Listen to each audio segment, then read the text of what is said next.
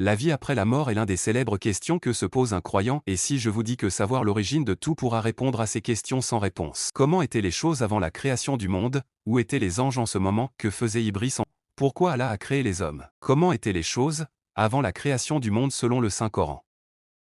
Le cosmos, tel que nous le connaissons, n'existait pas sous sa forme actuelle. L'univers était dans un état primordial de masse compacte, il était uni et indéfini, comme une sorte de prématière. L'univers était dans une sorte d'état de potentiel pur. Il est dit dans la sourate Al-Anbiya verset 21,30. N'ont-ils pas vu que les cieux et la terre étaient une masse compacte, puis nous les avons séparés? Avant la séparation des cieux et de la terre, l'eau représentait une forme fondamentale de la matière vitale à partir duquel la vie pouvait émerger. Il est dit dans la sourate Al-Anbiya, verset 21,30. Et nous avons fait de l'eau toute chose vivante. Ne croit-il donc pas? Ainsi la séparation de la masse compacte par Allah marque le début de la création.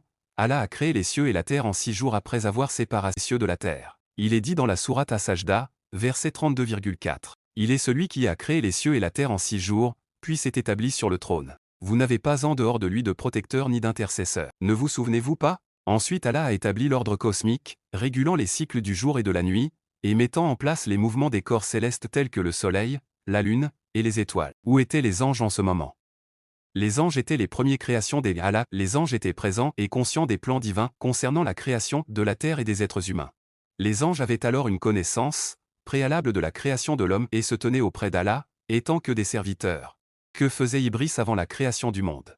Avant la création du monde, Iblis, Satan, occupait une position élevée parmi les êtres célestes créés par Allah, en raison de sa dévotion, et de son statut et sa puissance, a surclassé les autres anges et aussi était le seul ange orgueilleux. Pourquoi Allah a créé l'homme? Allah a créé les hommes, pour être des vicaires sur la terre qu'il a créée, car s'il règne, sur les cieux. C'est l'homme qui régnera sur la terre, qu'il crée, et aussi son désir de créer, un être doué de raison et de sentiments divers en un seul être. L'homme bien que, n'étant pas un être céleste et supérieur en quelque sorte aux anges, l'un des objectifs fondamentaux de la création de l'homme est l'adoration à Allah. Pourquoi Iblis a été maudit par Allah? Iblis a été maudit en raison de son refus d'obéir à l'ordre divin de se prosterner devant Adam.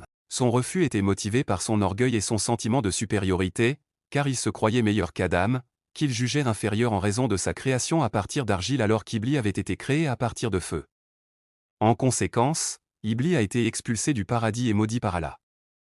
Ce qui fait parler Allah dans la sourate Al-Araf verset 7,12. Qu'est-ce qui t'a empêché de te prosterner lorsque je te l'ai ordonné? Il répondit, je suis meilleur que lui. Tu m'as créé à partir de feu, tandis que lui, tu l'as créé à partir d'argile.